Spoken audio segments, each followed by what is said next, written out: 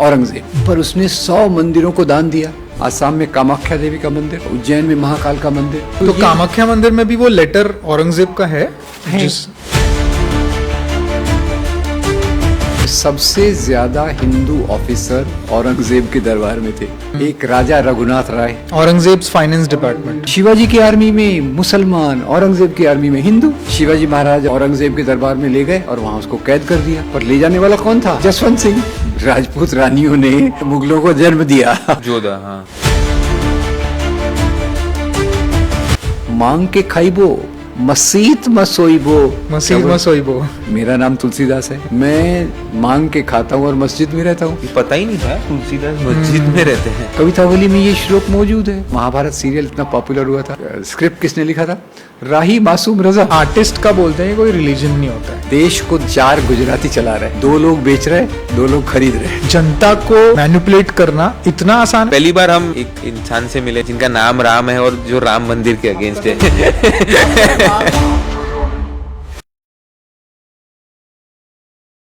ओम नमः पार्वती पते, हर हर महादेव। जय सिया राम। जय सिया राम। मेरा नाम है विनायक शाह और मैं हूं Vineet Kataria. Welcome to win win world. आज राम जी के बहुत ही एक फेवरेट ऑर्गेनाइजेशन के बारे में भी बात करेंगे। हाँ, तो straight away to doctor Ram Puniyani ji. नमस्ते सर। नमस्ते। कैसे हो सर? बिल्कुल ठीक हूँ। एक है ना, बहुत मेजर डायलॉग अभी आया था, हाँ, आपके फेवरेट ऑर्गेनाइजेशन से, मोहन भागवत जी का, कि जब राम मंदिर का जब राम मंदिर का इनॉग्रेशन हुआ तो उस दिन हमें आजादी मिली। 22 जनवरी 2024। तो सच में उस दिन मिली? देखिए, ये बड़ा एक मज़ेदार सवाल हो गया है। 23 साल 8 महीने का नौजवान फांसी के फंदे को चूमता है। भगत सिंह। ब्रिटिश राज के हराने के लिए भगत सिंह। अब क्या हम कहेंगे कि उसने जो किया वो व्यर्थ गया? सुभाष चंद्र बोस आज़ाद हिंद फौज बनाते हैं सिंगापुर से, वो महात्मा गांधी का आशीर्वाद भी लेते हैं। साथ ही पूरे ब्रिटिश को वो एक तरफ से उस तरफ से उन्होंने आक्रमण भी कर दिया था। प्रेशर बिल्ड किया था, ये ज़्यादा अच्छा वर्ड है। तो ये लोगों का क्या हम अपमान कर देंगे कि भाई आपने जो किया था वो तो कुछ नहीं है, हमने जो अभी किया है वही सब कुछ है? तो मैं इस बात का इस बात से एक भारतीय के रूप में, एक इंडियन के रूप में मुझे थोड़ी तकलीफ़ होती है। तो इसलिए मुझे भागवत जी का बयान अच्छा नहीं लगा। अब सबसे बड़ी बात तो ये है कि आज कोई राजाशाही तो है नहीं, और आज का मुसलमान औरंगज़ेब के गुनाह के लिए जिम्मेदार नहीं है। उसमें सबसे एक ही एग्जाम्पल मैं दूंगा, औरंगज़ेब। उसको सबसे ख़राब मानते हैं अपन, हिंदू विरोधी मानते हैं, काफी टेम्पल्स तोड़े ये मानते हैं। आपको नहीं लगता खराब? मुझे राजाओं का एक अलग समीकरण होता है। देखिए, अच्छा बुरा मैं नहीं कह रहा, मैंने कहा एक कैनवास होता है। अब औरंगज़ेब में कुछ अच्छी बातें भी थी। वो राजकोष से पैसा नहीं लेता था खुद के लिए। Can you believe it? जैसे मतलब अपने ही राजकोष खुद के सर्वाइवल के लिए वो ट्रेजरी जो है उससे पैसा नहीं लेता था। खुद के जीवन के लिए वो टोपियाँ सीता था। कुरान को, उस समय प्रिंटिंग प्रेस नहीं था ना, तो कैलीग्राफी से कुरान लिख के वो कमाई करता था, बेचता था। हाँ, बेचता था और उससे खुद जीता था। तो मैं अच्छाई बुराई की बात नहीं कर रहा, मैं उल्टी बात भी बता रहा हूँ आपको कि मैं रियल में पाकिस्तान गया था एक बार। डरने की बात नहीं है, अच्छे से आ गया। अच्छा। ठीक है। और पाकिस्तान में औरंगज़ेब को बहुत अच्छा माना जाता है। वहाँ उसके ये अच्छे पहलू बताए जाते हैं कि वो कितना नेक था, कि राजकोष से पैसा नहीं लेता था। और यहाँ उसका दूसरा एस्पेक्ट बताया जाता है कि उसने बहुत मंदिर तोड़े। अब पहले तो मंदिर तोड़े कितने? 12। ये क्रॉनिकल्ड है। एक अभी बहुत अच्छी किताब आई है उस पर। पहले इनकी भी किताब थी, रिचर्ड एंड ईटन की। अभी दूसरी एक किताब आई है। केवल 12 मंदिर तोड़े। ठीक है। हर एक मंदिर तोड़ने के पीछे अलग अलग कारण, मैं वो भी उस पर भी आऊँगा। पर उसने 100 मंदिरों को दान दिया। इसके बारे में आप क्या बोलेंगे? विशंबरनाथ पांडे की किताब है, फरमान्स ऑफ किंग औरंगज़ेब। विशंबरनाथ पांडे जो आज़ादी के आंदोलन के एक बड़े नेता थे, बाद में उड़ीसा के गवर्नर बने, हिस्टोरियन थे। उन्होंने क्या किया? एज ए स्कॉलर अपने स्कॉलर्स को भेजा नॉर्थ इंडिया के मंदिरों के पास, और मंदिर के पुजारियों के पास औरंगज़ेब के द्वारा दिए गए जो फरमान हैं फरमान है कोर्ट ऑर्डर, राजा का आदेश, फरमान है, उसको जमा करके लाओ। तो विशंबरनाथ पांडे खुद हैरान हो गए कि उन्होंने किसी मंदिर को जागीर दी, किसी मंदिर को सोने के आभूषण दिए, किसी मंदिर को पैसा दिया। 3 उदाहरण मैं आपको बताता हूँ। आसाम में कामाख्या देवी का मंदिर वेरी फेमस, ठीक है, वहाँ दान दिया। उज्जैन में महाकाल का मंदिर, वहाँ दान दिया। वहाँ पे भी दान दिया औरंगजेब ने। और फिर तीसरा कृष्ण का मंदिर। ये 3 मुझे याद है, पर वो किताब आप देखेंगे डॉक्टर विशंबरनाथ पांडे की, राजकमल प्रकाशन ने की थी पग, तो उसमें वो पूरे मंदिरों के फरमान दिए हुए हैं। कृष्ण का कौन सा मंदिर? वृंदावन में। अच्छा, भगवान कृष्ण का मंदिर वृंदावन में। तो इसकी बात हम नहीं करेंगे, हम बात करेंगे वो काशी, मथुरा, बाकी चीज़ें। अब काशी का, जैसे काशी के बारे में भी डॉक्टर पट्टाभी सीतारमैया एक अलग बात बताते हैं कि मंदिर में कुछ अपराध कर रहे थे। काशी विश्वनाथ मंदिर, हाँ? काशी विश्वनाथ मंदिर में कुछ अपराध कर रहे थे, तो अपराध के कारण और हिंदू राजाओं ने कंप्लेंट किया, तो औरंगजेब ने बोला कि हम आपके लिए नया नया मंदिर बना देंगे। औरंगजेब को क्या इंटरेस्ट था? अपने राज्य का विस्तार करने के लिए। उसके राज्य में सभी ऑफिसर हिंदू थे क्या? राजा अकेला ऊपर बैठ के, हवा में बैठ के तो राज्य नहीं कर सकता, एडमिनिस्ट्रेशन है, राजा के एडमिनिस्ट्रेशन पे आते हैं। औरंगजेब का एडमिनिस्ट्रेशन आप देखिए तो औरंगजेब का एक अथर अली की किताब है, दिस औरंगजेब्स कोर्ट फॉर्मेशन। उसमें वो बताते हैं कि भारत में जितने भी मुसलमान राजा हुए उसमें सबसे ज़्यादा हिंदू ऑफिसर औरंगजेब के दरबार में थे। 2 उदाहरण बताता हूँ। एक राजा Raghunath Rai, his finance department, Aurangzeb's finance department. फिर दूसरा राजा जय सिंह और Jaswant Singh, his army officers. Jaswant Singh को तो भेजा भी था फाइट करने के लिए। Very correct. ये जो अपने शिवाजी महाराज और औरंगजेब का फाइट क्यों हुआ भाई? अब शिवाजी महाराज एक्सपांड कर रहे, औरंगजेब की टेरिटरी को खा रहे धीरे धीरे, तो उन्होंने बोला इसको ठीक करके आओ। किसको भेजा? जसवंत सिंह को। इधर से शिवाजी महाराज के साथ कौन थे? सिद्दी संबल, इब्राहिम गारदी और दौलत खान। शिवाजी की आर्मी में मुसलमान, औरंगजेब की आर्मी में हिंदू। तो ये हिंदू मुस्लिम जो पीरियड बनाया इसने जेम्स मिल, हाँ, ये ब्रिटिश हिस्टोरियन जेम्स मिल ने ये पीरियडाइजेशन कर दिया कि पहले हिंदू राज था, फिर मुस्लिम राज आया और अभी ब्रिटिश राज आया। पहले इसकी चालाकी देखिए, हिंदू राज, मुस्लिम राज, तो बाद में क्या बोलना चाहिए? क्रिश्चियन राज। खुद के राज को वो क्रिश्चियन राज ही बोलते। कंट्री का नाम रिलीजन, हम धर्म के ऊपर है, यही लोग धर्म वाले हैं। तो फिर वो मुस्लिम पीरियड क्यों कहा जाएगा भाई? अब आप देखिए, शिवाजी महाराज भी उसी समय थे, साउथ में बहुत सारे हिंदू राजा थे, और जो मुस्लिम दरबार थे उसमें क्या केवल मुसलमान थे क्या? बिल्कुल नहीं। आप देखिए, मैंने जैसे औरंगजेब का उदाहरण दिया, सबसे लोकप्रिय उदाहरण तो आपको अकबर का मिलेगा। अकबर के दरबार के 9 रत्न आपने सुने होंगे। हाँ, बीरबल और राजा टोडरमल, जिसको भूल जाते हैं। राजा टोडरमल कौन था? ये राजा रघुनाथ राय था, उसका दादा था। He was a finance minister of Akbar. पूरा रेवेन्यू उसके डिपार्टमेंट में था। ये सब सरप्राइजिंग है आज, पर these are small things which we should know कि ये हिंदू पीरियड नहीं था, मुस्लिम पीरियड नहीं था, ये किंगडम्स का पीरियड था, एंशियंट मीडिएवल। और वो अपना प्रोडक्शन जैसे होता था उसके हिसाब से व्यापार बदलता, उसके हिसाब से कल्चर बदलता था। तो ये चीज़ जो ज़्यादातर आरएसएस की शाखाओं से निकलती है, अरे हमारे शिवाजी महाराज को इन्होंने कितना धोखा दिया, अकबर औरंगज़ेब के दरबार में ले गए और वहाँ उसको कैद कर दिया। अब ये तो भाई राजाओं के बीच में होता है, पर ले जाने वाला कौन था? जसवंत सिंह। और शिवाजी महाराज का उन्होंने वहाँ बोलते अपमान किया, क्योंकि औरंगज़ेब उसको पहले एक ये ट्रीटी ऑफ पुरंदर के टाइम हुआ होगा। हाँ, क्या था? एक मनसबदारी सिस्टम था, मनसबदारी। जैसे आजकल सिस्टम है ना कि वो जनरल, लेफ्टिनेंट जनरल, मेजर, ये पहले मनसबदारी होता था, 5 हज़ारी, 10 हज़ारी वगैरह वगैरह। तो मनसबदारी में औरंगज़ेब ने शिवाजी को 5 हज़ारी के मनसब में खड़ा किया। शिवाजी ने बोला ये तो मेरी इंसल्ट है, मेरे सामने 10 हज़ारी वाले खड़े हैं। और यही मनसबदारी के मुद्दे पे ये जो ग्लोरीफाई करते राणा प्रताप और अकबर, राणा प्रताप ने कितना बहादुरी से लड़ा। सिंपल इसको हम समझ लें क्या बात थी।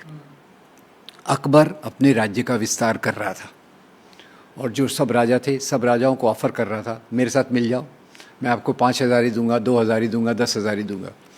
बहुत सारे राजपूत राजा अकबर के साथ मिल गए। और आपको पता होगा अकबर की पत्नी, कई राजपूत रानियों ने मुगलों को जन्म दिया। जोधा, हाँ। ठीक है। अब तो राणा प्रताप को उन्होंने ऑफ़र किया 5,000 का ऑफ़र। राणा प्रताप ने बोला नहीं लेगा, मैं 5,000 नहीं लूँगा, मैं मुझे 10,000 ही चाहिए। इन्होंने बोला नहीं देंगे। और उसकी सलाह देने वाला जो था टोडरमल था। टोडरमल बोला था इतना बड़ा राजा नहीं है, इसको 10,000 ही मत दो। तो अकबर ने अपनी फ़ौज भेजी। मतलब एक हिंदू वाला दूसरे हिंदू को वही बोल रहा है कि इसको कम दो। हिंदू मुसलमान का सवाल ही नहीं था, तभी, हाँ। अपनी प्रेस्टीज का, अपने पावर का सवाल था। तो अकबर ने अपनी फ़ौज भेजी। और फ़ौज किसके लीडरशिप में भेजी? राजा मान सिंह। अकबर की फ़ौज का जो ये था सेनापति राजा मान सिंह। और इधर से राणा प्रताप की फ़ौज में 2 सेनापति थे। एक का नाम था राम सिंह, दूसरे का नाम था हकीम खान सूर।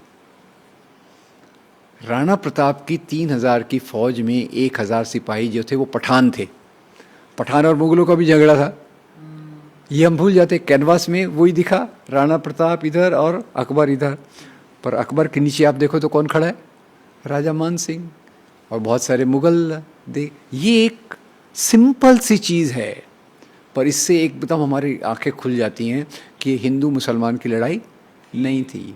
ये लड़ाई मुख्य रूप से राजाओं की अपने वर्चस्व को स्थापित करने की लड़ाई थी। बाद में फिर खैर अब ये बात और है कि हम उसी को हाईलाइट करते हैं कि काशी विश्वनाथ को हाईलाइट करते हैं, पर कभी कामाख्या देवी को करते हैं क्या? कभी ये जो आप मैंने कृष्ण मंदिर या फिर उज्जैन का महाकाल इसका हम वर्णन नहीं करते हैं। और उतने मंदिरों को उसने दान दिया, उसका वर्णन नहीं करते हैं। तो कामाख्या मंदिर में भी वो लेटर औरंगजेब का है। ये वो उस बुक में मिल जाएगा आपको, जो विशंबरनाथ पांडे की जो बुक है। और तो और मैंने एक बार शेखर गुप्ता का आर्टिकल पढ़ा था इंडियन एक्सप्रेस में। वो कांची कामकोटी पीठम के शंकराचार्य को वहाँ ये शेखर गुप्ता गए थे, if my memory is right, Indian express का आर्टिकल था।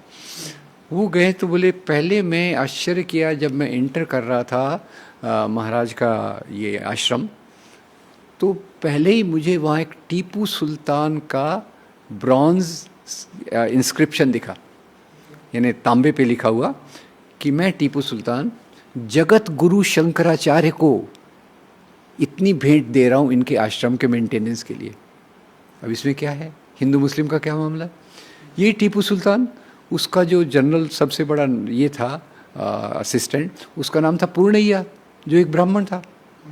तो ये क्वेश्चन है कि इतिहास के कौन से भाग पे हम देखते हैं। आप अकबर को देखिए तो आपको एक अलग चित्र दिखेगा। अकबर ने तो नवरत्नों में, उसके नवरत्नों में ये मैंने बताया हिंदू भी थे। और मैंने एक दोस्त मुझे बता रहे थे कि उन्होंने तुलसीदास को भी इनवाइट किया था। तुलसीदास को भी इनवाइट किया था कि आप आके मेरे नवरत्नों में शामिल हो जाइए, 10 रत्न हो जाएंगे मेरे पास। और तुलसीदास जी ने मना किया था और उनको कैद भी कर लिया था। फिर तुलसीदास ने मना किया था और बोले मैं तो अपनी मस्जिद में मज़े में हूँ, मस्जिद में। अब ये बात आपको क्या, तुलसीदास जी क्या लिखते हैं? तुलसी सरनाम गुलाम है राम को, जाको रुचे सो कहे वो, मांग के खाइबो मसीत मसोइबो, लेबे को एक न देबे को दो। मसीत मसोइबो कि मेरा नाम तुलसीदास है, मैं भगवान राम का गुलाम हूँ, मेरी दुनिया से कोई लेना देना नहीं है, मेरे को अपनी बेटी का ब्याह नहीं करना, मेरे को कुछ और नहीं करना, मैं मांग के खाता हूँ और मस्जिद में रहता हूँ। तो तुलसीदास जी कहाँ जाने लगे किसी दरबार में? उस समय ये कल्पना हिंदू मुसलमान की बहुत अलग थी। ये पता ही नहीं था तुलसीदास मस्जिद में रहते हैं। ये तो किसी को मतलब बहुत कहीं पे भी ऐसा इतना कमर्शलाइज नहीं किया गया कि वो तो तुलसीदास जैसे इतने बड़े विद्वान मस्जिद में रहे। कवितावली, उनकी जो आत्मकथा है उसका नाम है कवितावली। कवितावली में ये श्लोक मौजूद है, श्लोक या जिसको दोहा कहेंगे वो मौजूद है। और तुलसीदास जी तो खैर इतना उस समय हनुमान चालीसा की रचयिता मेरे ख्याल से हिंदी के सबसे पॉपुलर कोई पोएट है तो वो है तुलसीदास। उससे ज़्यादा पॉपुलर कोई हो ही नहीं सकता। तो उनका जो कल्चरल आप देखिए, क्योंकि हम ये बात कर रहे हैं। तो मस्जिद में क्यों रहते थे? कुछ है रीज़न था? रीज़न कुछ नहीं था उनको। हाँ, ये अच्छा सवाल पूछा। उन्होंने क्या किया, ब्राह्मणों ने उनको निष्कासित कर दिया था। सुनिए, क्यों? तुलसीदास जी ने पहली बार भगवान राम की कहानी को आम लोक बोलचाल की अवधी भाषा में लाया। अभी तक क्या बोलते थे ब्राह्मण लोग? हम लोग केवल देव भाषा में लिखेंगे। देव भाषा यानी संस्कृत। तुलसीदास जी ने बोला देव भाषा में आप लिखोगे तो लोगों तक कैसे पहुंचेगी मेरे भगवान की कहानी? उन्होंने रामचरितमानस लिख दिया तो ब्राह्मण नाराज हो गए, आप हमारे साथ नहीं रह सकते, आपने हमारे कानून का उल्लंघन किया है। ये बहुत अच्छा सवाल आपने किया। पहले आपको पता होगा वो कम्युनिटीज़ के अपने अपने कानून होते थे, कम्युनिटी के कानून को तोड़ा तो आप कम्युनिटी के बाहर हैं, खाना पीना बंद, रोटी बेटी का व्यवहार बंद, सबसे दोस्ती का कम्युनिटी बनने का आधार क्या था? साथ में रोटी खाते हैं और आपस में बेटी का एक्सचेंज करते हैं जब भी शादी हो। तो ये तुलसीदास जी की समस्या थी, जो मेरे ख्याल से अपने आप में भारतीय संस्कृति का एक उच्चतम बिंदु हमको दिखाता है दोनों तरफ से, कि ब्राह्मणवादी व्यवस्था क्या थी? संस्कृत। बुद्ध की भाषा क्या थी? पाली प्राकृत। आम लोग तो एक भाषा, ये भाषा में भी किस प्रकार से भेद है, ऊंच नीच है, ये बात हमको दिखाती है। तो ये जो आरएसएस के मुझे सबसे बड़ी तकलीफ होती है कि जो ग्राउंड लेवल पे इस प्रकार की चीज़ों को फैलाते हैं, उसी से नफ़रत का जन्म होता है। नफ़रत, और नफ़रत के कारण दंगे भड़काए जा सकते हैं। और आपको बताता हूँ कि अब कश्मीर में राज तरंगिणी का मैं आपको उदाहरण दे रहा हूँ। राज तरंगिणी कवि कल्लण की लिखी हुई है, भारत के इतिहास का एक बहुत अच्छा किताब है। तो कवि कल्लण इसमें बताते हैं कि 11वीं शताब्दी कश्मीर में एक राजा थे, उनका नाम था राजा हर्षदेव। बड़े अय्याश थे खर्चा करने में। जैसे औरंगज़ेब ने कहा मैं राज दरबार से खर्चा नहीं करूँगा, ये बोलता था राज दरबार तो राज का जो खजाना है वो मेरी जेब में है। मस्त खर्चा करते थे। खजाना खाली हो गया, टैक्स बढ़ाया लोगों पे, उसके बाद भी जैसा काम नहीं हुआ, तो उनको आइडिया आया कि मंदिरों में तो इतनी सोने की मूर्तियाँ पड़ी है, चांदी की मूर्तियाँ पड़ी है, हीरे जवाहरात पड़े। तो उसने एक वहाँ से उसको तोड़ना चालू किया और एक स्पेशल ऑफिसर लगाया जिसका नाम था देवोत्पतन नायक। वो अधिकारी जो देवताओं की मूर्तियों को तोड़े। हिंदू राजा कर रहा है। दोनों हिंदू हैं, और हर्षदेव भी और नायक भी जो तोड़ नायक रहा है। नहीं है, नायक ऑफिसर था। राजा हर्षदेव राजा था। वो दोनों ही हिंदू हो गए दोनों, ना? हाँ दोनों हिंदू। वो एक देवोत्पादन नायक, हाँ, उसका नायक ये भी हो गया और था जो हर्षदेव तोड़ के भी। लाता था, मूर्तियों को गलाता था, उसके सिक्के बना के उससे वो उसका खर्चा चलता था। ये हमारे इतिहास की बातें।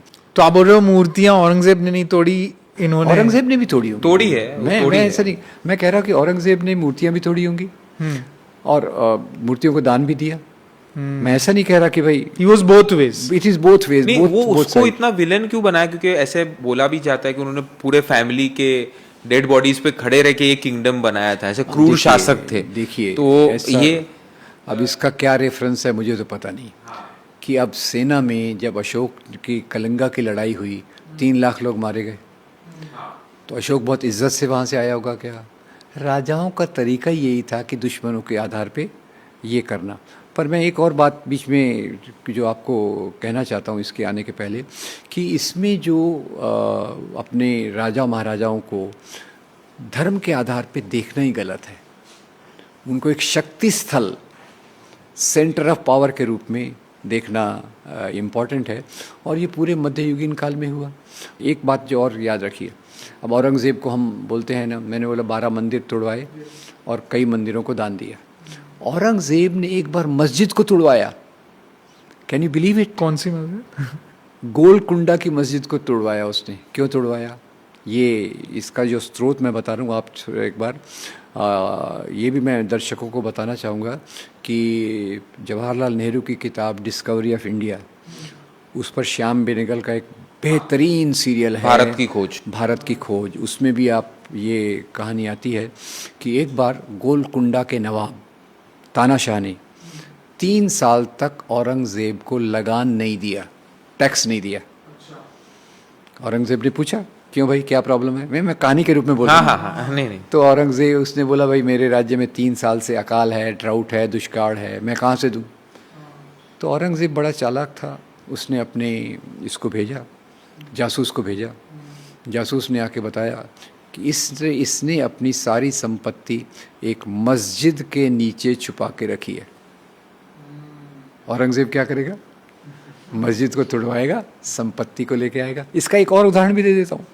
सोमनाथ के बारे में जो ये अपने मोहम्मद गजनवी के बारे में कहा जाता है ना, अब महमूद गजनवी ने जो सोमनाथ का मंदिर तोड़ा, वो तो बोलता है कि मैं इस्लाम के आधार पे मूर्ति भंजक हूँ। मैं पहले सवाल पूछता हूँ, अगर वो मूर्तियों का भंजक था, मूर्तियों को तोड़ने वाला था, तो गजना से सोमनाथ आते समय 2000-3000 किलोमीटर का रास्ता है। रास्ते में मंदिर होंगे कि नहीं होंगे? मूर्तियाँ होंगी कि नहीं होंगी? उनको क्यों नहीं तोड़ा? सोमनाथ को ही क्यों तोड़ा? क्योंकि सोमनाथ में उस समय 151 करोड़ के बराबर की संपत्ति थी, 20,000 सोने की दीनारों के रूप में। अब काम आप कर रहे हैं संपत्ति के लिए, नाम आप दे रहे हैं धर्म का। आगे सुनिए, महमूद गजनवी का बेटा था मसूद। अच्छा, महमूद गजनवी की एक और बात भी सुन लीजिए। महमूद गजनवी की सेना में 12 सेनापति थे। 12 सेनापतियों में से 5 सेनापति हिंदू थे। तिलक, सोंधी, हरजान, राय और हिंद, ये हिंदू थे। और आगे की कहानी और भी कॉम्प्लिकेटेड है, पर एक सिंपल बात बता दूं, गजनी के बाद उसका बेटा मसूद गजना का राजा बना।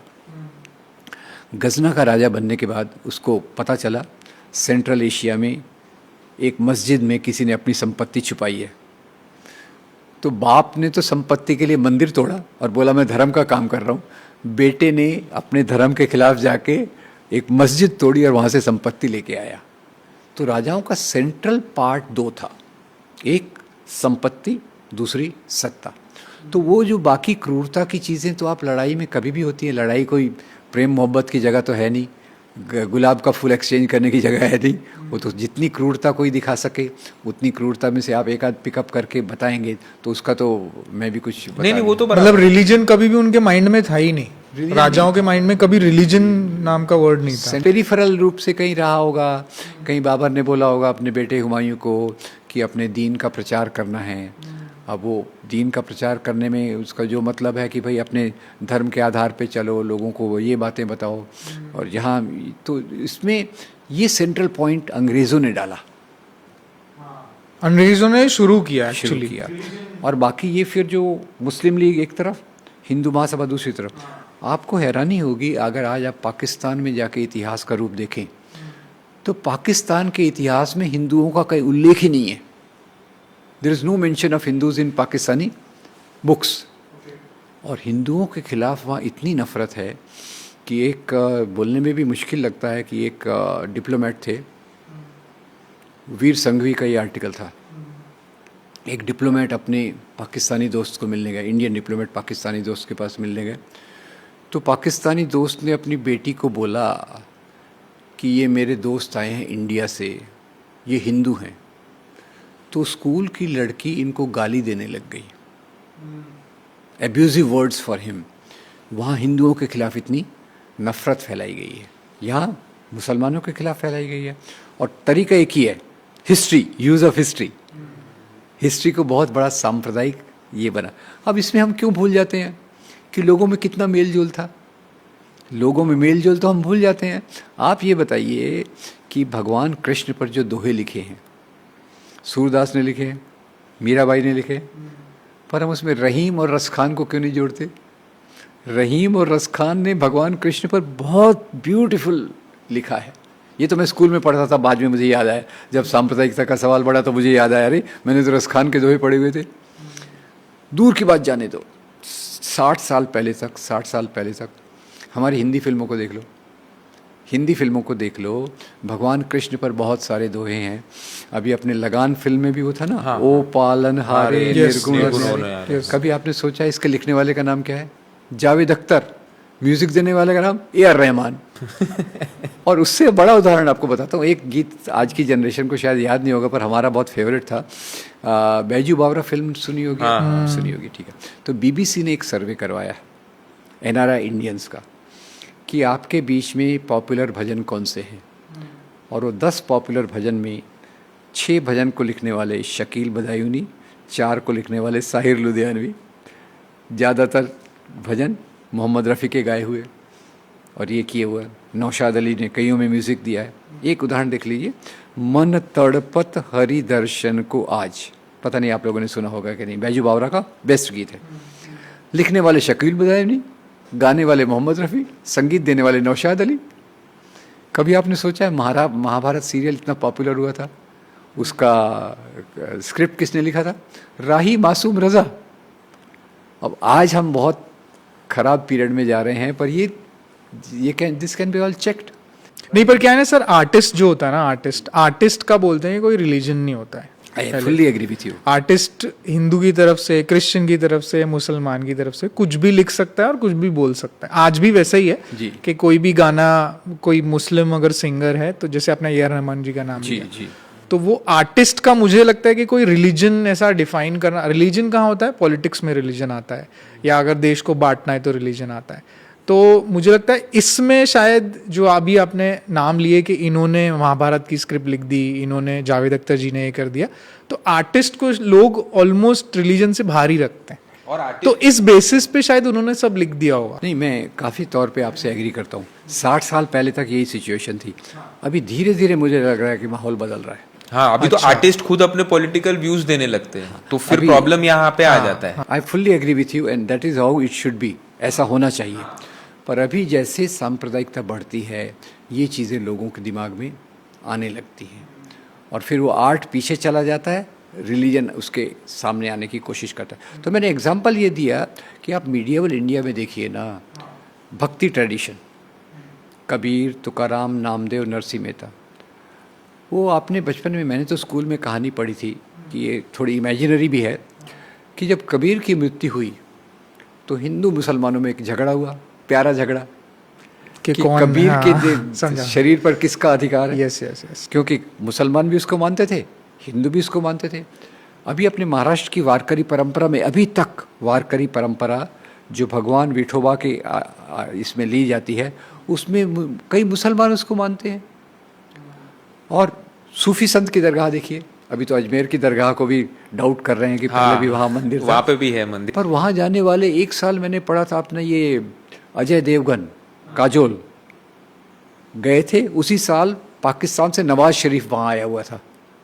नहीं, बोलने का तात्पर्य ये है कि सूफी परंपरा और भक्ति परंपरा ने धर्म के आधार पर भेदभाव नहीं किया, जबकि उनके धर्मों के जो धर्म गुरु होते हैं वो इस आधार पे भेदभाव करते हैं। मुझे सबसे ज़्यादा तकलीफ़ इन गलत चीज़ों के प्रसार से है, जिससे लोगों के मन में दूसरों के लिए नफ़रत पैदा होती है। जैसे ये भाई देखो भाई, इस्लाम इतना क्रूर धर्म है कि वो तलवार की नोक पर फैला। बड़े मज़े से लोग कहते हैं कि मुसलमान राजा घोड़े पर बैठ के आए, एक हाथ में तलवार, दूसरे हाथ में कुरान। कोई पूछ भी सकता है, भैया अगर एक हाथ में तलवार है, एक हाथ में कुरान है, तो घोड़े के लगाम कौन संभालेगा? खैर, दैट इज द पॉइंट। राजा लोग कोई धर्म नहीं फैलाते थे। दुनिया में एक ही राजा हुआ है जिसने अपने धर्म को फैलाया, और उसका नाम है सम्राट अशोक। और उसने बुद्ध धर्म फैलाया, वो भी प्यार के आधार पे फैलाया, नफरत के आधार पे नहीं फैलाया। बाकी राजा लोग सत्ता और संपत्ति के लिए राज्य करते हैं। तो भारत में इस्लाम कैसे आया? मुख्य रूप से भारत में इस्लाम आया, तो थोड़ा आप भी सोचिए इसके बारे में। सोचना ऐसा है कि अगर मुसलमान राजाओं के आधार पे आता तो सबसे पहली मस्जिद कहाँ बनती भारत में? दिल्ली, आगरा। पर सबसे पहली मस्जिद कहाँ बनी है? केरल में चेरामन जुमा मॉस्क भारत की पहली मस्जिद है। क्यों भाई? 7वीं 8वीं शताब्दी में बनी। मलाबार तट पर अरब देशों से व्यापारी आते थे, व्यापार बहुत था। भारत से मसाले खरीद के ले जाते थे, और कुछ वहाँ से भी लाते होंगे, दैट आई डोंट नो। मसाले खरीद के ले जाते थे, और इनके इंटरेक्शन से भारत का पहला इस्लाम चालू हुआ। और उसी से राजा उसके प्रभाव में आया। राजा फिर उनको भी सऊदी अरेबिया भी गया, सऊदी अरेबिया नहीं, अरेबिया गया, और वहाँ से वो प्रभावित होकर आया, उसने मस्जिद बनवाई।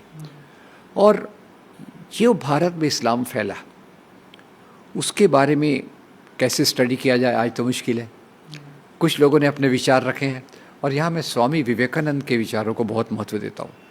स्वामी विवेकानंद के विचार कुछ एपिस्टल्स में हैं, कुछ कलेक्टेड वर्क्स में हैं। उसमें कहते हैं ये ये कहना गलत है कि इस्लाम यहाँ तलवार की नोक पर फैला।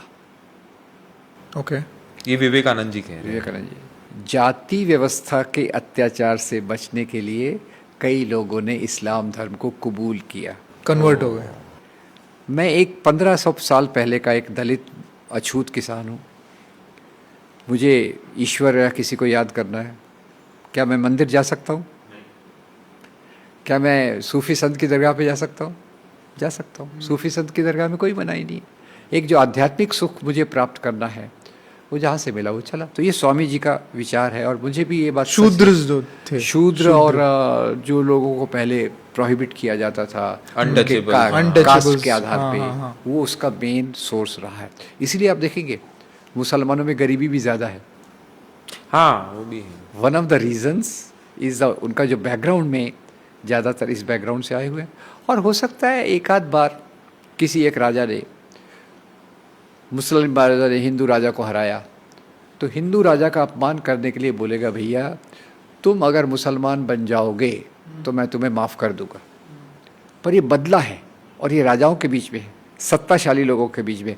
इसका ऑर्डिनरी लोगों से कोई लेना देना नहीं है। तो ये अब इस चीज़ों को फैला फैला के बहुत इसमें दूर ले गए।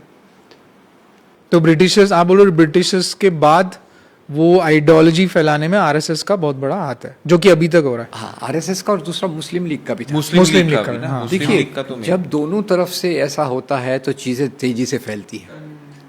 It is parallel and opposite. कोई एक साइड इसके लिए जिम्मेदार नहीं है, दोनों साइड्स बराबर उसमें उन्होंने योगदान दिया नफरत फैलाने के लिए। नहीं तो Congress was always opposing RSS पूरा, क्योंकि शायद 3 बार आरएसएस को बंद भी किया था वो तो कांग्रेस ने। आज़ादी के बाद की बात। एक बार गांधी जी के असैसिनेशन के बाद प्रोहिबिशन लगा दिया था, शायद दूसरा बाबरी मस्जिद के बाद, इमरजेंसी, दूसरा इमरजेंसी और तीसरा हाँ, बाबरी तीसरा बाबरी मस्जिद। 3 बार ये पर और आज़ादी तीनों बार कांग्रेस का ही इसमें था कि इसको बंद करो। करेक्ट। ये आज़ादी के बाद की बात है। आज़ादी के बाद, आज़ादी correct। के पहले तो वो मज़े से काम कर रहे थे। ब्रिटिश का पैट्रोनेज था मुस्लिम लीग को भी, आरएसएस को भी, ये भी उनकी पूरी मदद कर रहे थे। नहीं, इसमें जब भी आरएसएस जब शुरू हुआ था ना, जी। तब they were very clear about it कि ये ब्रिटिशर्स के लिए लड़ने के लिए या अगेंस्ट नहीं है। जब वो 1925 में शायद शुरू हुआ था तो they were not against any policies और any government, British government. They were just a Hindu sector कि यार हमको हमारा एक हिंदू सेक्टर बड़ा करना है, कम्युनल चीज़ें थी वो। तभी भी ब्रिटिश, तो इसलिए शायद उन्होंने ब्रिटिशर्स के साथ जो लड़ाई हुई उसको निग्लेक्ट करके ओनली हिंदुइज्म को टारगेट करके बोला है कि 2024 इज द डे। सेम शायद वैसा इसीलिए सेम वैसा मुस्लिम लीग भी बनी थी। जैसे हिंदू के लिए Correct. हिंदू महासभा थी, तो वैसे मुस्लिम्स लोगों ने अपनी मुस्लिम लीग बनाई थी। Correct. And they were not the part of the freedom struggle, मतलब वो डायरेक्टली फाइट नहीं करते थे। Was not the part. I agree with that. पर देखिए आरएसएस बनने का मुख्य कारण क्या था? ये इनको डर लग रहा था। इनको डर क्या लग रहा था कि अगर दलित एक इंडिविजुअल व्यक्ति बन जाएगा, उसके अधिकार बराबर हो जाएंगे, महिलाएं अगर समाज के क्षेत्र में आ जाएंगे तो हमारे वर्चस्व का क्या होगा। उस समय तो आप देखिए महिलाओं में शिक्षा नहीं थी। ये सावित्रीबाई फुले, फातिमा शेख, इनके प्रयत्न से शुरू हुई। दलितों में शिक्षा नहीं थी, ये ज्योतिराव फुले से चालू हुए। दलितों में संगठन नहीं थे, भीमराव बाबा साहब अम्बेडकर ने इस संगठनों को शुरू किया। अब ये जब आंदोलन बढ़ रहे थे तो विदर्भ एरिया में वहाँ के दलितों ने एक ब्राह्मण जमींदार विरोधी आंदोलन छेड़ा। इसलिए जो राजाशाही के मूल्यों में मानते थे, जन्मजात ऊंच नीच को मानते थे, वो लोगों ने प्रमोट किया आरएसएस को। 1920 के बाद आप देखिए गांधी ने जो आंदोलन किया उसकी सबसे महत्वपूर्ण बात क्या थी कि उन्होंने ब्रिटिश विरोधी आंदोलन में आम लोगों को जोड़ा, मासेस को जोड़ दिया। मासेस को जोड़ दिया। तो जो मासेस से ऊपर अपने आप को समझते थे, कौन समझते थे मासेस से ऊपर अपने आप को? एक तरफ जमींदार वर्ग, जो आपने कहा कि मुस्लिम लीग भी राजा, मुस्लिम राजा भी थे, हिंदू राजा भी थे, हिंदू जमींदार भी थे, मुस्लिम जमींदार भी थे, मुस्लिम धर्म गुरु भी थे, हिंदू धर्म गुरु थे। इनको अपनी सत्ता, सामाजिक सत्ता में लगा कि हमें हमारी सत्ता जा रही है। तो इसीलिए वो जो कहते हैं कि हमने हिंदुओं को बचाने के लिए किया, वो वास्तव में वर्ण व्यवस्था, सामाजिक ऊंच नीच को बचाने के लिए उन्होंने संगठन किया। मुस्लिम की साइड से भी मैं आपको बताता हूँ, बहुत कम जानते हैं कि एक अल्लाह बख्श नाम के सिंध के प्रोविंस के प्रीमियर थे। अल्लाह बख्श, अब जब जिन्ना ने कहा कि हमको अलग पाकिस्तान चाहिए, अल्लाह बख्श ने उसके विरोध में दिल्ली में एक बड़ा सम्मेलन किया। बड़ा सम्मेलन क्या किया? उसमें 50,000 मुसलमान आए। उसमें अंसारी मुसलमान, गरीब वर्ग के मुसलमान, 5,000 मुसलमान महिलाएं आई, और उसमें प्रस्ताव क्या पास किया कि हम मुसलमान, एवरेज मुसलमान, पार्टीशन की मांग का विरोध करते हैं, पाकिस्तान की मांग का विरोध करते हैं। हमको यूनाइटेड इंडिया चाहिए, क्योंकि हमको डेमोक्रेसी चाहिए, लोकतांत्रिक मूल्य चाहिए, बराबरी चाहिए। कि जब वोटिंग भी हुआ था तभी सिर्फ यही थे अल्लाह बख्श जिन्होंने ना बोला था कि पार्टीशन नहीं होना चाहिए, वो और गांधी जी, गांधी और तीसरे मौलाना अबुल कलाम आजाद। तीन लोग थे जिन्होंने बोला था कि पार्टीशन नहीं, बाकी सब लोग ने बोला था कि पार्टीशन चाहिए। तो मैं ये बताना चाहता हूँ कि ये अगर आप कहें कि मुस्लिम लीग और आरएसएस एक मुसलमानों के लिए बनी, एक हिंदुओं के लिए बनी, पर आज़ादी के आंदोलन में तो सबकी जगह थी, तो इसमें अलग जगह बनाने की क्या थी? तो अलग जगह बनाने की ज़रूरत ये थी कि ये अपनी समाज में श्रेष्ठता, सुपीरियरिटी बनाए रखना चाहते थे। तो आप कह रहे हो RSS is not for every Hindu, it is only for elite Hindus. Elite Hindus. उसका एक उदाहरण ये देखिए कि मनुस्मृति को बाबा साहब ने जलाया, और ये मनुस्मृति का गुणगान करते हैं। आप तक आपने कभी देखा? इन्होंने कॉन्स्टिट्यूशन के लिए भी बोला था कि इसमें मनुस्मृति क्यों नहीं रख रहे। तो मनुस्मृति का क्या है? वर्ण व्यवस्था है, जाति व्यवस्था है, स्त्रियों का दुय्यम दर्जा है। और आपको ये भी बता दूं, इसी प्रकार के संगठन बर्मा में हैं जो बुद्ध धर्म के नाम पे यही काम करते हैं। इसी प्रकार के संगठन श्रीलंका में हैं। ये तो आरएसएस ने ऐसा, मेरे को थोड़े एग्जांपल्स पूछने थे आपसे, ऐसा क्या एग्जांपल्स है या क्या उन्होंने किया है जो जिससे हम एकदम ही कॉन्क्रीट वे में बोल पाए कि ये देखो, ये तो एलिट हिंदूज के लिए ही कर रहे हैं, ये सबके लिए नहीं किया इन्होंने। ये बहुत अच्छा सवाल है। तो ये उनकी राइटिंग्स में बहुत कुछ मिलता है।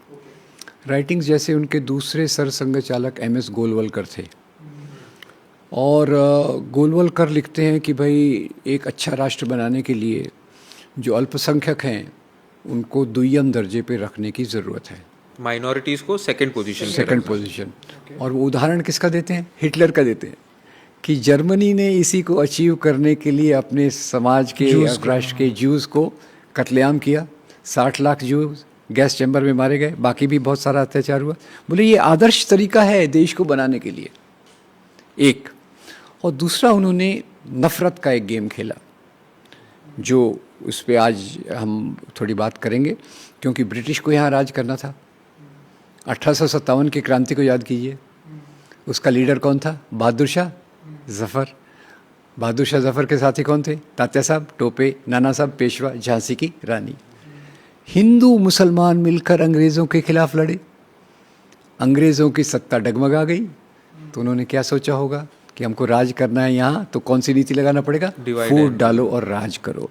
उसी के चलते उन्होंने हमारे इतिहास को ट्विस्ट कर दिया कि राजा को धर्म के नाम पे पहचान दे दी। ये राजा ने ऐसा क्यों किया? क्योंकि वो हिंदू था। ये राजा ने ऐसा क्यों किया? वो मुसलमान था।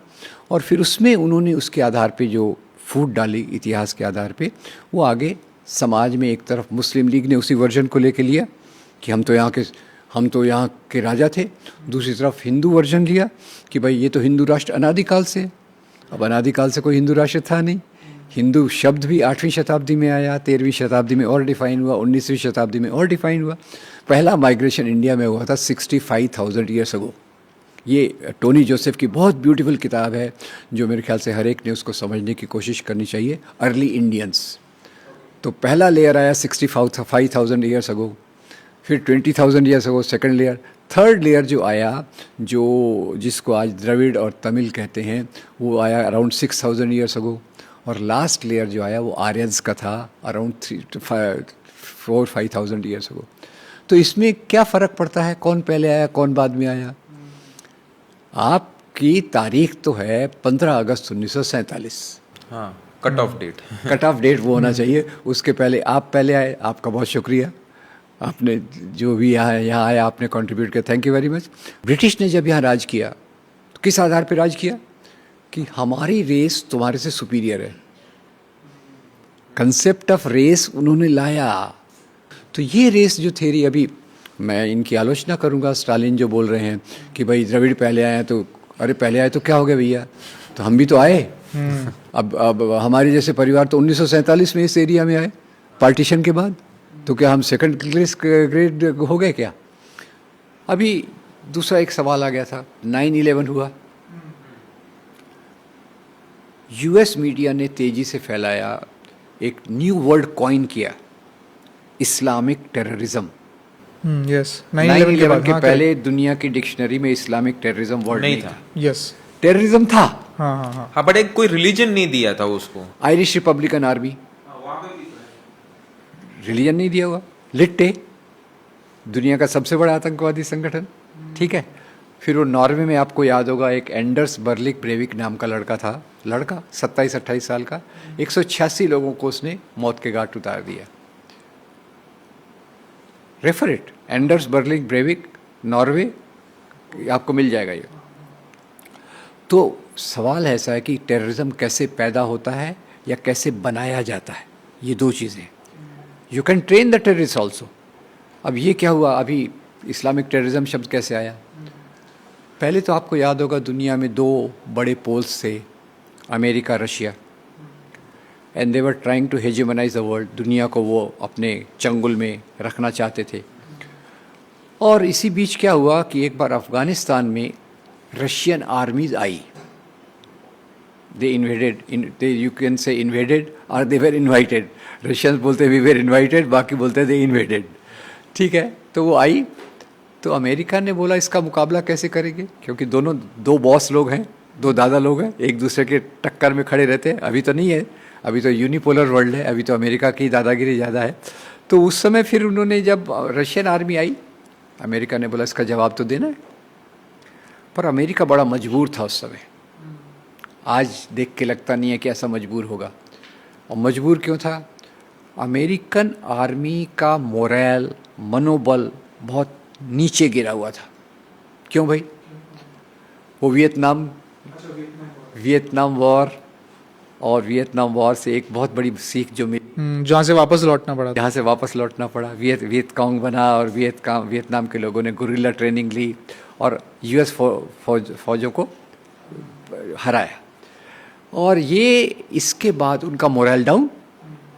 तो अमेरिका का प्रेसिडेंट सोच रहा है क्या करना, वेरी इजी, कि हम ये जो रशियन फोर्सेस हैं कम्युनिस्ट, इनको हम मुसलमानों के थ्रू हराएंगे।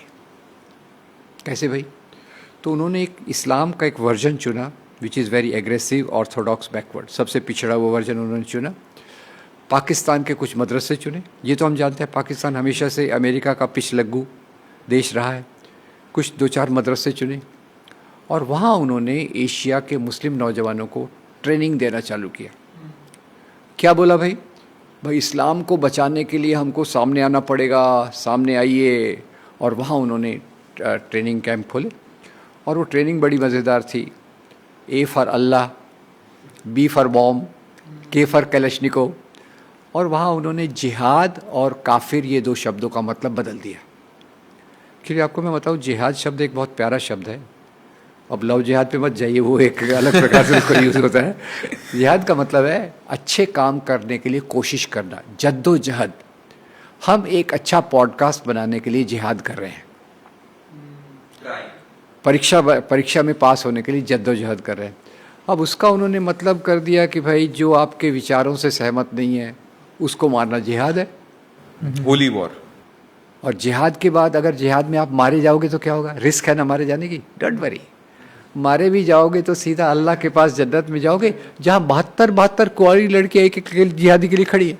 72 हो रहे हैं। अब नौजवान लोग क्या करेंगे? ऐसे लालच को रोक सकते क्या भाई? मर गए तो क्या है, बाद में तो बहुत अच्छा है। तो ये ट्रेनिंग उन्होंने दी।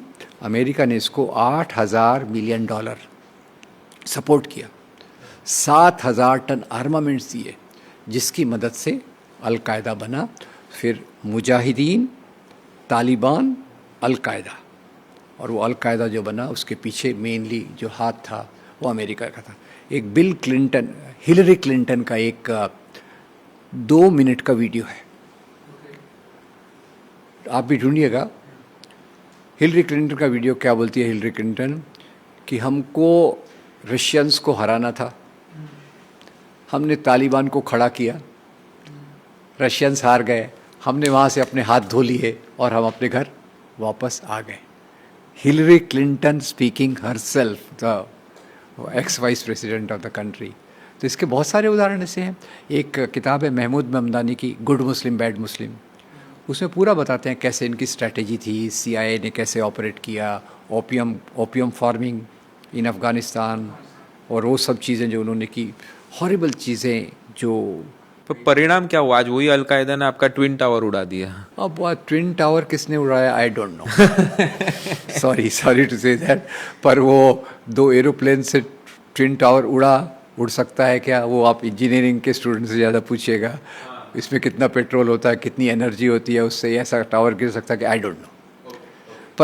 पर ओवरऑल ट्विन टावर गिरा। और एक ख्याल कीजिए आप, सरल बात, इजी ट्रायंगल, वेस्ट एशिया को आप एक ट्रायंगल मान के चलिए, उसमें कौन से धर्म के लोग ज़्यादा हैं? मुस्लिम। उसमें खनिज पदार्थ बहुत मिलता है, ऑयल। उसी एरिया में टेररिस्ट सबसे ज़्यादा है। सो टेररिज्म है समथिंग टू डू विथ इस्लाम और ऑयल। अब देखिए, जो सबसे बड़ा मुस्लिम देश है इंडोनेशिया, कल हमने उसके प्रेसिडेंट को बुलाया रिपब्लिक डे पे, वहाँ ऐसा टेररिज्म आपको दिखता है क्या? नहीं। Those Muslim countries which are away from oil zone don't have this phenomenon. जो मुस्लिम देश तेल के क्षेत्र से दूर हैं, वहाँ ये टेररिज्म आपको नहीं दिखेगा। टेररिज्म से सबसे ज़्यादा लोग मरे हैं तो कौन से धर्म के मरे हैं, ज़रा सोचिए। मुस्लिम लोग मरे हैं सबसे ज़्यादा। पाकिस्तान की पूर्व प्रधानमंत्री बेनज़ीर भुट्टो इसी अटैक में मारी गई। एक बार मैं नंदिता दास का एक आर्टिकल पढ़ रहा था, वीक में पहले उनके बैक पेज पे आर्टिकल आता था, तो वो एक पाकिस्तान गई हुई थी एक सेमिनार के लिए, और वो टेररिज्म पे अपनी राय बता रही थी कि इंडिया को कितना नुकसान सहना पड़ा टेररिज्म से वगैरह वगैरह।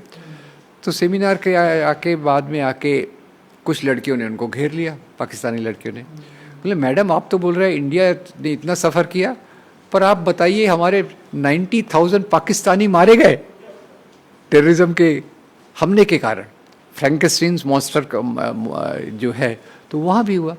तो सवाल यह है कि अमेरिका ने इनको यूज़ किया, पाकिस्तानीज़ को फंडिंग की, ब्रेन वॉश किया। ब्रेन वॉश ही है ना ये, कि भाई आप ये करोगे तो आप जन्नत में जाओगे, इससे बड़ा ब्रेन वॉश क्या हो सकता है।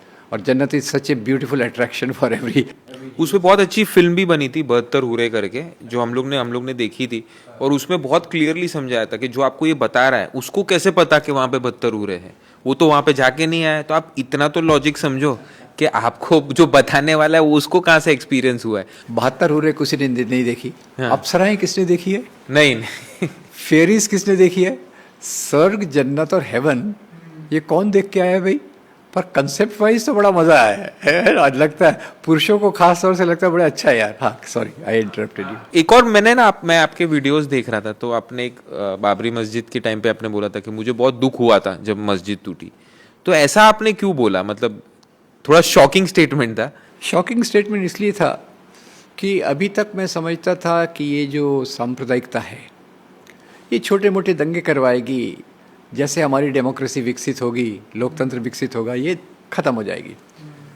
और जब बाबरी मस्जिद को गिराया गया, मुझे लगा, क्योंकि मैं भी उसकी पूरी स्टडी कर रहा था, सुप्रीम कोर्ट ने भी बाद में कंफर्म किया कि इसका कोई डायरेक्ट प्रूफ नहीं है कि वहाँ मंदिर था, भगवान राम का मंदिर था, उसके बारे में भी मैंने स्टडी किया था। और ये इसके कारण बहुत तकलीफ़ हुई कि सांप्रदायिकता इतना पावरफुल हो सकती है कि राज्य की पुलिस देख रही है, सेंट्रल गवर्नमेंट देख रही है, और उसके सामने हमारा एक आर्कियोलॉजिकल प्रोटेक्टेड मॉन्यूमेंट तोड़ा जा रहा है। ये कोई ऑर्डिनरी मॉन्यूमेंट तो था नहीं। अब आज जैसे VT स्टेशन है, it is protected by archaeological this thing, तो उसको तोड़ा जा रहा है। तो उसके लिए मुझे लगा कि सांप्रदायिकता एक थ्रेशोल्ड को क्रॉस कर रही है, एक जो सीमा है उससे बढ़ के क्रॉस कर रही है, जो हमारी सोसाइटी को बहुत अफेक्ट कर सकती है। दैट वाज माय कंसर्न, क्योंकि मैं मूल रूप से मैं डेमोक्रेसी में मानता हूँ, मानवता में मानता हूँ। और बाबरी मस्जिद के बाद देखिए, टूटने के बाद, आप लोग तो उस समय पैदा हुए कि नहीं पता नहीं, पर बम्बई में कितने भयंकर दंगे हुए, 10,000 करोड़ की प्रॉपर्टी मुसलमानों की जलाई गई। श्री कृष्ण कृष्ण रिपोर्ट, 1,000 लोग मारे गए, 750 मुसलमान। तो ये मुझे दुख इसलिए होता है कि एक तो कोई भी स्ट्रक्चर को गिराना जो पुराना है, एक्चुअली आर्कियोलॉजी तो हमको सिखाती है कि वी शुड मेंटेन दो स्ट्रक्चर्स, हमारा हेरिटेज है वो, और धर्म के नाम पे एक के बाद एक स्ट्रक्चर। नहीं, बट वहाँ पे तो बहुत सारे सुप्रीम कोर्ट तक गया, सुप्रीम कोर्ट में इतने जज पैनल बैठे और उनको के मोहम्मद हेड कर रहे थे आर्कियोलॉजिकल। तो उन्होंने भी बोला कि नहीं, यहाँ पे उनकी रिपोर्ट में भी यही था कि नहीं, आप यहाँ पे मंदिर के अवशेष मिले हैं। तो ये सब चीज़ें तो कहीं ना कहीं एक, हाँ, एक हम बात बोल सकते कि एक पुरानी बात है, या तो आप पुरानी बात को याद रखो या तो आप भूल जाओ। दो ही एस्पेक्ट है इसके, और कोई नहीं है। देखिए, मैं मानता हूँ कि आर्कियोलॉजिकल में इस प्रकार से डेफिनेटिव होना बहुत मुश्किल है। और आपको ये भी मैं याद दिला दूँ कि बाद में जब वहाँ राम मंदिर की खुदाई हुई तो वहाँ बुद्ध विहार मिला। अभी सोमनाथ मंदिर की भी बात कर रहे हैं ना, उसके नीचे भी बुद्ध विहार मिला है। तो खैर ये आपकी दोनों बातें सही हैं। एक तो इतनी पुराने में हमको जाने की कोई ज़रूरत नहीं है, और दूसरे जैसे के मोहम्मद को आप छोड़िए, एक वो भी ही शुड बी डिस्टिंग, पर दूसरे भी ऐसे एविडेंस हैं कि ये जो भी इंट्रोड्यूस किया गया इसके पीछे भी ब्रिटिश का हाथ था। कि एक ब्रिटिश ऑफिसर थी, मैं नाम भूल रहा हूँ अभी उसका, उसने अयोध्या बाबरनामा का ट्रांसलेशन किया।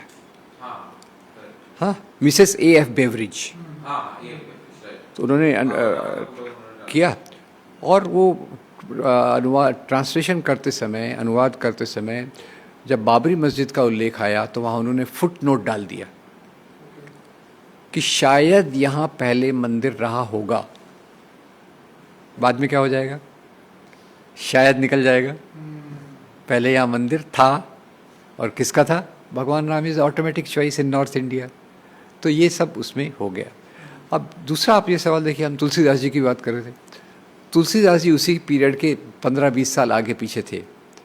अगर उनके आराध्य देव का मंदिर तोड़ा जाता तो उन तक खबर पहुंचती कि नहीं, वो अपनी रचनाओं में उल्लेख करते कि नहीं, अरे मेरा आराध्य देव है, वो उसका मंदिर कोई तोड़ रहा है तो मैं उसका मेंशन करूंगा कि नहीं। ये भी नहीं है। तो एक के मोहम्मद के सिवा मुझे और कुछ लगता नहीं है।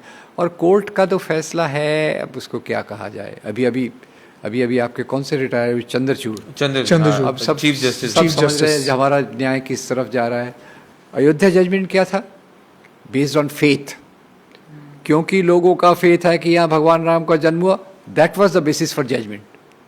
तो कोर्ट जजमेंट को मैं ज़्यादा, मतलब कोई प्रूफ नहीं थे कि भाई भगवान राम के मंदिर का कॉन्क्रीट प्रूफ नहीं था। और अयोध्या में तो ऐसे बहुत सारे मंदिर हैं जो दावा करते हैं कि भगवान राम का जन्म हमारे यहाँ हुआ था, क्यों नहीं करेंगे। मैं बोलूँगा मेरे मंदिर के यहाँ भगवान राम का जन्म हुआ तो मेरा मंदिर इम्पोर्टेंट हो जाएगा कि नहीं। तो ऐसा तो बहुत सारे क्लेम मिलते हैं। और आनंद पटवर्धन की फिल्म है राम के नाम, उसमें आप देखिए फिल्म मेकर बराबर बताते हैं कि कैसे उन्होंने इंटरव्यू लिया पुजारियों का, और सभी पुजारी वही दावा करते हैं आज, क्योंकि ये सब चीज़ें इम्पोर्टेंट हो गई उनके लिए। 1885 में जो कोर्ट जजमेंट था उसके हिसाब से वो जो ज़मीन थी वो सुन्नी वक्फ बोर्ड की थी। 1885 का जजमेंट है। वो जजमेंट बाद में चेंज नहीं हुआ। और जो राम लल्ला की मूर्तियाँ डाली गई ना, वो सुप्रीम कोर्ट के जजमेंट ने ये भी कहा दैट वाज ए क्राइम, कि वो एक अपराध था। लोगों ने रात के अंधेरे में छुपकर वहाँ भगवान राम की मूर्तियाँ डाली। सुप्रीम कोर्ट ने ये भी कहा कि 6 दिसंबर 1992 को जो मस्जिद को गिराया गया दैट वाज ए क्राइम, वो एक अपराध था। अपराधियों को सज़ा नहीं मिली, ये बात और है। उसमें से एक अपराधी को आज कल पद्मश्री भी मिला है, if you know, Sadhvi Ritambhara, वो भी वहाँ स्टेज, उसको she is also in the list of those criminals, but she has got Padmashri, उसको पद्मश्री मिल गया है किसी कारणों से, वो हम सब समझ सकते हैं। क्योंकि जहाँ पे भी जा रहे हैं ना, वहाँ पे कुछ ना कुछ, जैसे हम यहाँ की बात करें, ज्ञानवापी का तो लोगों को चलो पता ही है, जैसे संभल में भी जो जामा मस्जिद है उसके ऊपर भी जो बोला है, जैसे अजमेर शरीफ जो इतनी बड़ी मॉस्क है जहाँ पे प्राइम मिनिस्टर की चादर जाती है हर साल, कि वो एक प्रथा बन चुकी है।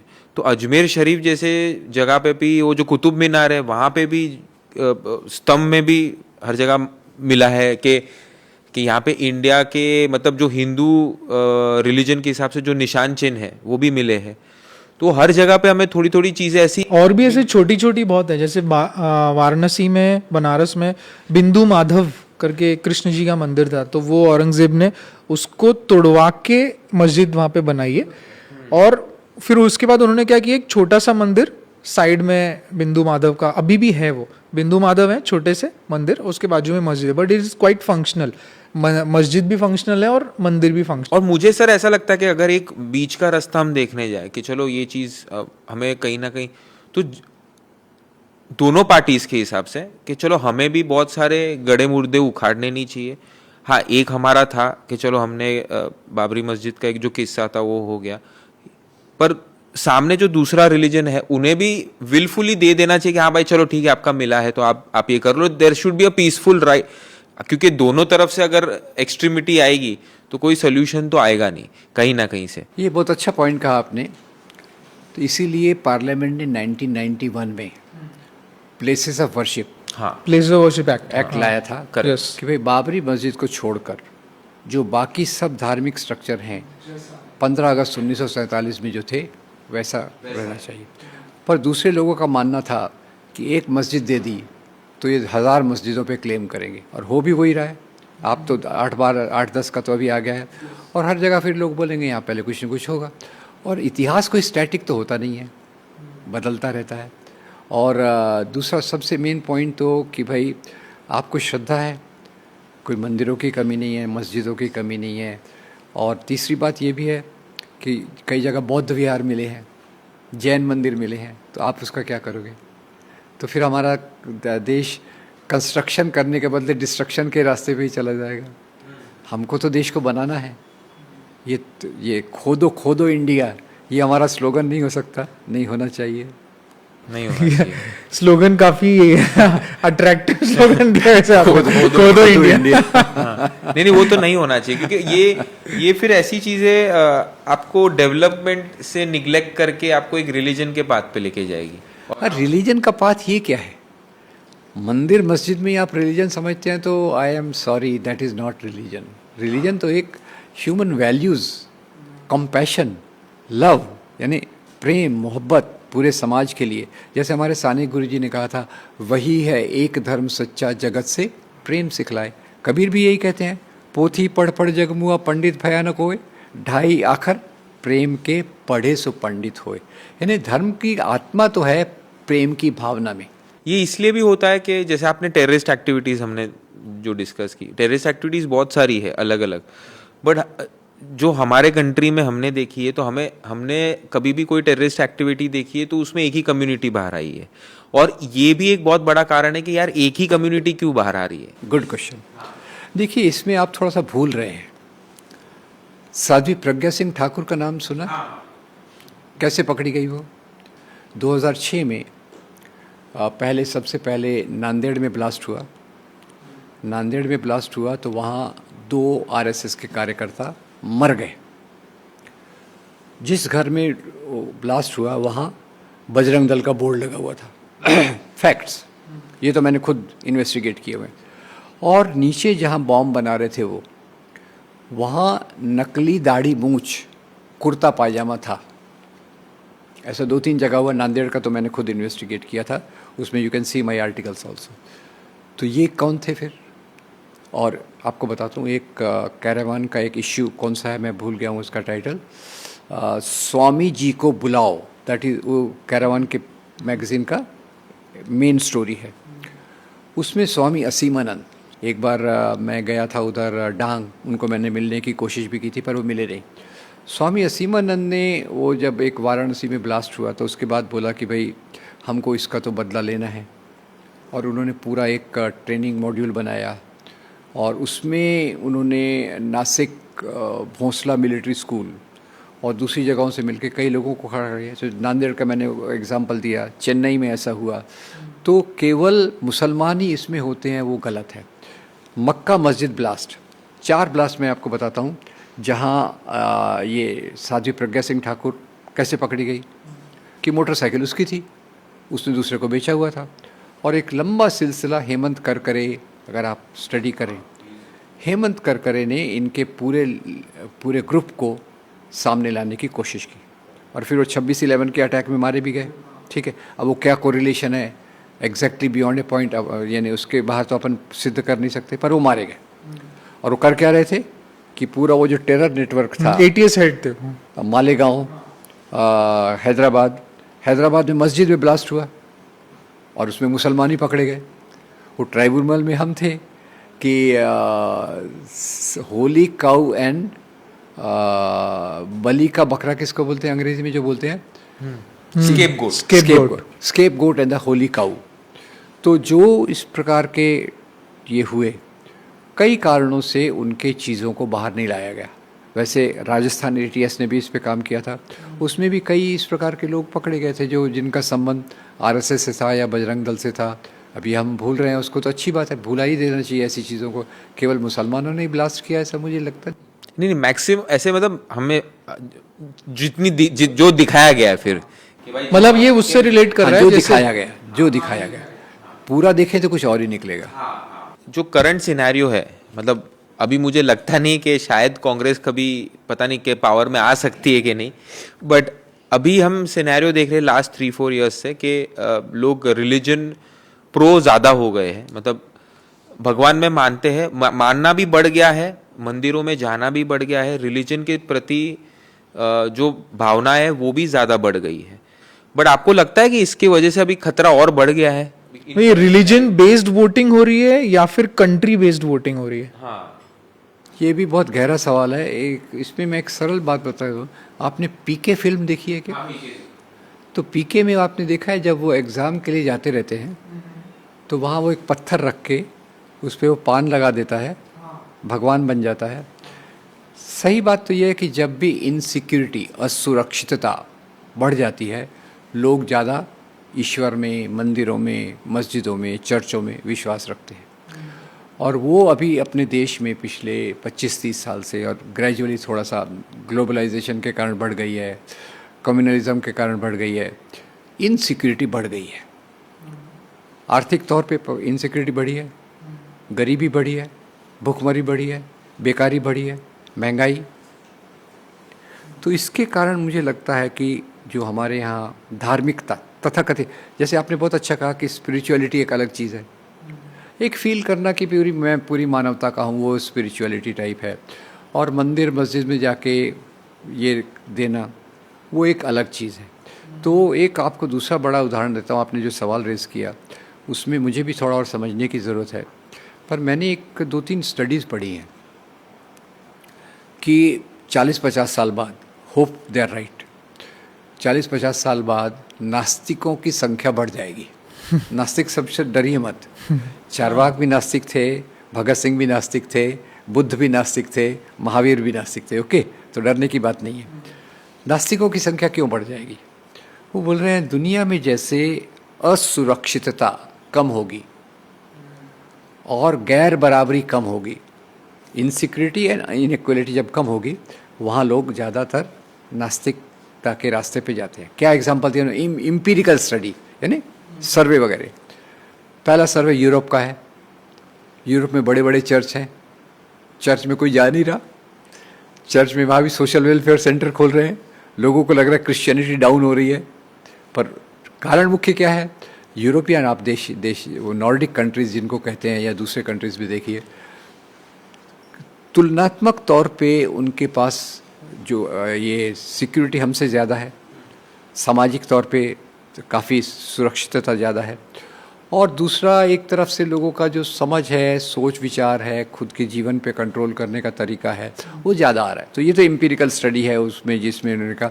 और नास्तिकता वहाँ ज़्यादा आएगी जहाँ सोशल सिक्योरिटी, सामाजिक सुरक्षा, एजुकेशन और गैर बराबरी कम होगी, यानी बाकी चीज़ें बढ़ेंगी और इनइक्वालिटी कम होगी, वहाँ लोग नास्तिक बनेंगे।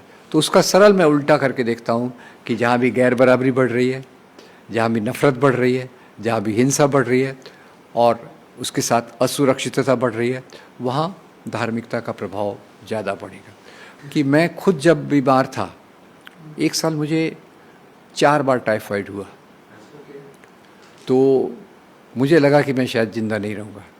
और मेरे पिताजी अपने बिजनेस में बिज़ी रहते थे, रात दिन वी आर रिफ्यूजीज आए थे, तो वो बहुत इनसिक्योरिटी थोड़ी थी, वो सुबह से शाम तक काम में लगे रहते थे। पर जब मैं सेकंड टाइम मुझे टाइफाइड आया, तब वो रोज़ शाम को जल्दी आके पहले पूजा पाठ करते थे, पहले पूजा कभी नहीं करते थे। मैंने उनको कभी पूजा करते नहीं डर देखा। लग गया। तो जब मैं बीमार था तभी उनको मैंने पूजा करते हुए देखा थोड़े दिन। मतलब बेसिक है, इंसान जब खुद को मुश्किल में पाता है, भले वो देश हो या घर हो, तो वो भगवान की तरफ बढ़ता है। तो अभी आप बोल रहे हो अभी रिलीजन बेस्ड वोटिंग जो हो रही है, इंसान डरा हुआ है, डर ज़्यादा बढ़ रहा है। डर ज्यादा बढ़ गया। सो करंट गवर्नमेंट ऐसा है कि इंडस्ट्रियलिस्ट को बहुत फेवर, मतलब जैसे अंबानी अदानी जो बड़े बड़े हैं उनके लिए। अब इसमें मैं क्या बोलूँ भाई, ये तो सब जग जाहिर है कि एक अडानी जो था मोदी के आने के पहले क्या था, he was a small fry, he was nothing. अभी तो नंबर 2 पे आ गया है। कोई भी चीज़ हो तो अडानी है, पोर्ट पे अडानी है, जहाँ से ड्रग्स भी आ रही हैं, नो प्रॉब्लम, अडानी को फ़ायदा है ना, नो प्रॉब्लम। तो मुझे लगता है कि ख़ास तौर से जो अडानी को तो बहुत ही फेवर किया, और अंबानी का भी उतना ही फेवर है। वो एक किसी ने पॉपुलर सेंटेंस बोला था मजाक में, देश को 4 लोग चला रहे, 4 गुजराती चला रहे, 2 लोग बेच रहे, 2 लोग खरीद रहे। तो वो तो खैर अनफॉर्चुनेटली आई शुड नॉट से दिस, पर ऐसा ही लगता है कुछ कि आज सब जगह जहाँ देखो इतने पोर्ट्स बने, एयरपोर्ट पहले भी अच्छा था यार, मैं तो इतनी दिनों से एयर ट्रैवल करता हूँ, पहले भी कोई ख़राब नहीं था। अभी वो सब अडानी एयरपोर्ट अडानी हो गया वहाँ, आई डोंट नो व्हाई। तो फेवरेटिज़म तो है, फेवरेटिज़म तो है। और जब फेवरेटिज़म यानी वो फिर क्रॉनिक कैपिटलिस्ट हो जाता है। कैपिटलिज्म तो है, उसको तो हम we can't wish away, capitalism को हम ये नहीं कह सकते कैपिटलिज्म ख़त्म हो जाएगा, पर ये ज़रूर है कि कुछ लोगों को ज़्यादा फेवर किया जा रहा है। एक और चीज मेरे को पूछनी थी, सिर्फ एक आरएसएस का मेन मोटो या टारगेट होता है कि नो कॉमन हिंदू जो है वो थोड़ा सेफ फील करेगा, कि वो उनका टारगेट ही होता है कि भाई देखो कुछ हुआ ना तो हम हैं। ऐसे हिंदुओं में भी थोड़ा एक है कि यार कुछ हुआ तो ये लोग हैं, ये लोग आगे आ जाएंगे। तो जैसे आप भी हिंदू हो, हम भी हैं, आपको ऐसा कुछ सेफ फील होता है? बिल्कुल नहीं। नहीं, अभी इनसिक्योरिटी बढ़ गई है एक्चुअली, मेरे को तो और बढ़ गई है। देखो ऐसा है कि क्यों होगा कुछ, हमारी कानून व्यवस्था है ना, लॉ एंड ऑर्डर काय के लिए, उसको प्रॉपरली इम्प्लीमेंट करो। तो कानून व्यवस्था गोधरा में भी थी। मैं बताता हूँ, एक पुलिस कमिश्नर थे राय, हाँ वो हैवी बिल्ड थे वही। हाँ हैवी बिल्ड थे। उन्होंने पुलिस ऑफिसर रहते हुए एक रिसर्च किया। रिसर्च ये था, उनका फाइंडिंग ये था, कोई भी दंगा 48 घंटे से ज़्यादा नहीं चल सकता अगर सरकार उसको बराबर रोकने की कोशिश करे। हमारे पास लॉ है, ऑर्डर है, और उस लॉ पे चले तो बराबर चलेगा। हमारे एक दोस्त हर्ष मंदर हैं, सुना होगा आपने, वो बताते हैं कि वो एक जगह कलेक्टर थे, इंदिरा गांधी के मरने के बाद सिखों पे बहुत अत्याचार हुआ, पर वो जहाँ कलेक्टर थे, चीफ मिनिस्टर ने उनको बोला कि सिखों के खिलाफ कुछ होगा तुम चुप बैठे रहना। वो चुप नहीं बैठे, उन्होंने जाके सिखों को प्रोटेक्ट किया। तो आप समझ रहे हैं मैं क्या बोल रहा हूँ, कि वैसे कुछ इनसिक्योर होने की कोई बात है ही नहीं।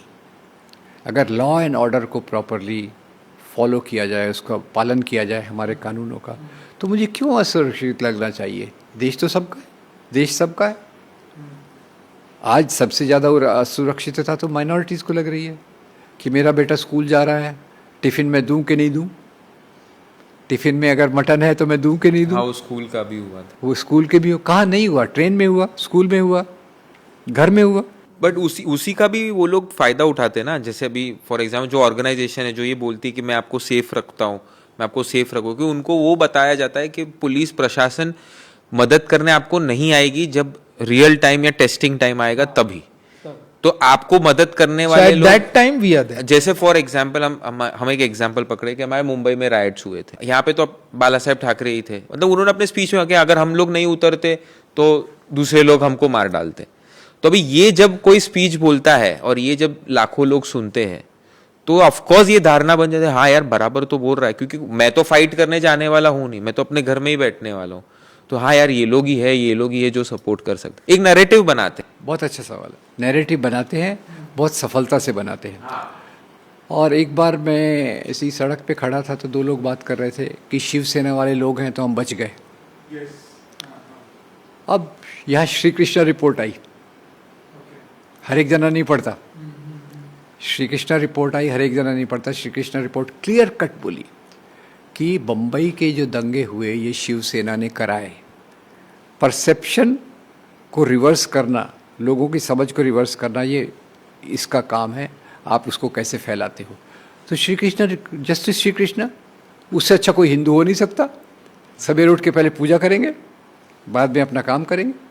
और उन्होंने कहा कि भाई इसमें बाला साहब Thackeray was acting like a general, directing his forces about how to instigate violence। यानी अब ये आप समझ लीजिए कि ये परसेप्शन बनाया जाता है जहाँ विक्टिम को कल्प्रिट बताया जाता है, जो जिसको मार पड़ती है उसी को बताया जाता है कि इसी के कारण ये सब हो रहा है। अब ये समाज में परसेप्शन बनाने का सवाल है, सच्चाई को सिर पे खड़ा करने का सवाल है। और वो कुछ लोगों के पास वो पूरा मैकेनिज्म होता है, उसको वो करते। नहीं तो इसमें बाला साहेब का मोटिव क्या होगा? बस मुस्लिम्स को, ये अच्छा पॉइंट आया।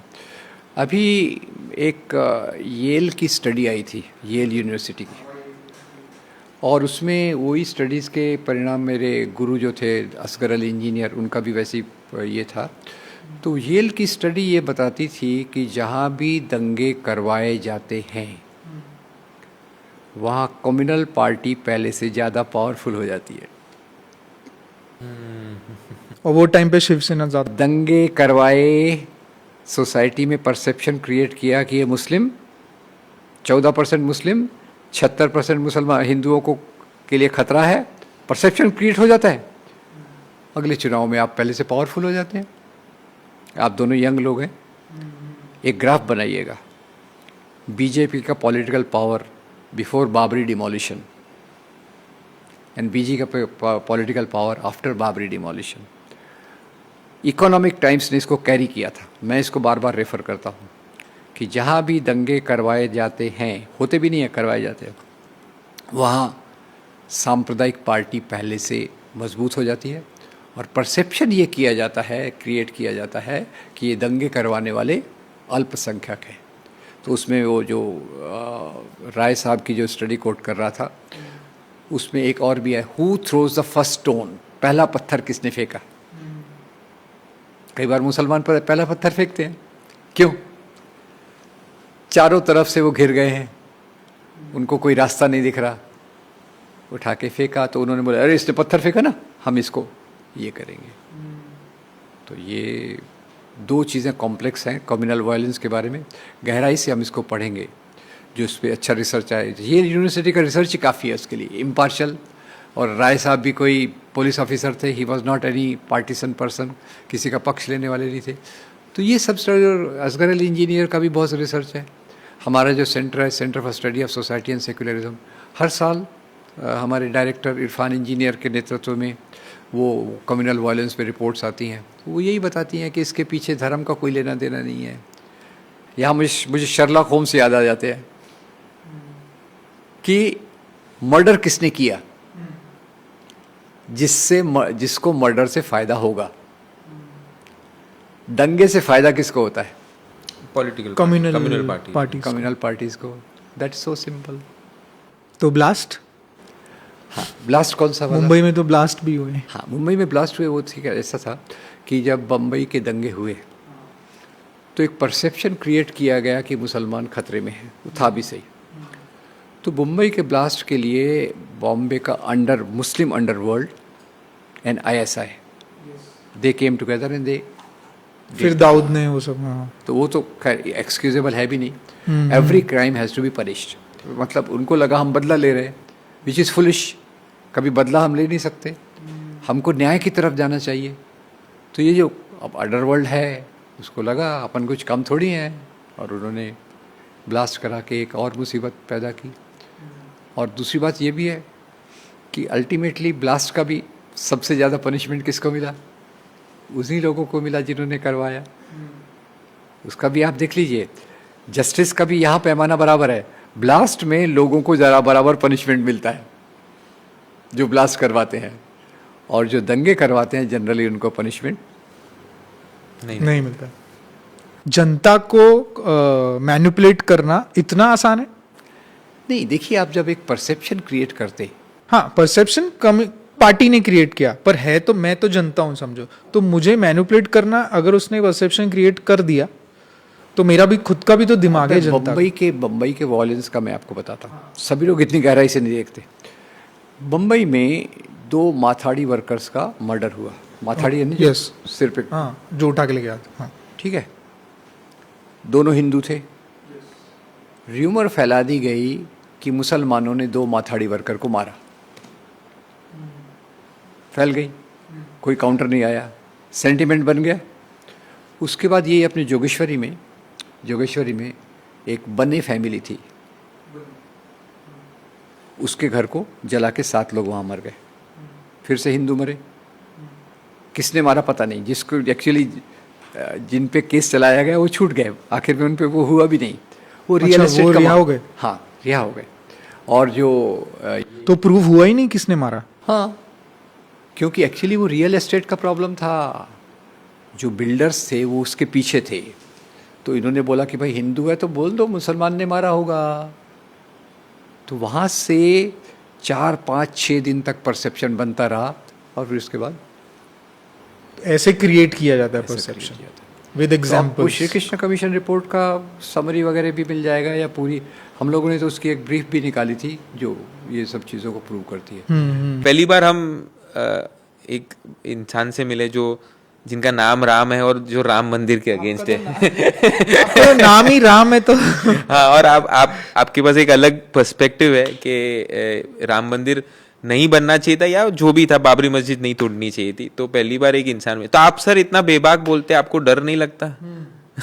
अभी और आपने आज यहाँ स्टेट में रह के बाला साहेब जी के बारे में बोल दिया, आपने राम मंदिर के बारे में बोल दिया। तो देखिए, बाला साहब के बारे में मैंने अपनी ओपिनियन नहीं दी। श्री कृष्णा कमीशन ने जो बोला मैंने वही बोला है। हाँ, और दूसरा देखो दोस्तों, ऐसा मुझे शुरुआत जब मैंने की थी, मैं तो IIT में पढ़ाता था, पर एक सोशल कमिटमेंट था, तो मैं वर्कर्स के लिए, यूनियंस के लिए थोड़ा हेल्प करने की ट्राई करता था। पर जब मुझे दुख इसी बात का हुआ था 6 दिसंबर को कि अब देश में दौर बदल रहा है, जो हमारे लोकतंत्र का दौर है उसके बदले कुछ और आएगा। तो उसके लिए मैंने सब स्टडी किया, और मैंने कहा सच जो है लोगों तक बताना चाहिए। कुछ कुछ सच आसान भी है, कुछ कुछ सच मुश्किल भी है, तो वो बताने के लिए मैं चला हूँ। अब बीच बीच में थ्रेट भी आई। 2 साल तो तक, वही मैं पूछना था, 2 साल तक पुलिस सिक्योरिटी थी मेरे पे। पुलिस मेरे साथ हर समय रहता था। फिर मैंने रिक्वेस्ट किया, भैया बंद करो, जो होगा देखा जाएगा वगैरह टाइप्स किया। तो वो मुझे सिक्योरिटी आई, तो मेरी बीवी दूसरे दिन अमेज़ॉन पे सर्च कर रही थी लाइफ जैकेट, वो कौन सी बुलेट प्रूफ जैकेट। मैं उस पर बहुत हंसा। मैंने कहा रहने दे, जाओ, जो होगा देखा जाएगा। पर एनीवे ऑल दिस। तो आपको ऐसे थ्रेड्स आते रहते हैं बीच में? एक बार आए थे बहुत सारे, पहले बहुत आते थे, अभी कम हो गए, क्योंकि अभी लाइन के आगे बहुत लोग आ गए। हाँ, अभी बहुत लोग आ गए। और एक पर्सपेक्टिव सुनने में कोई प्रॉब्लम नहीं, क्योंकि हर एक जन का अपना एक पर्सपेक्टिव होता है, और कभी कभी ऑपोजिट पर्सन का भी पर्सपेक्टिव सही रहता है। I agree.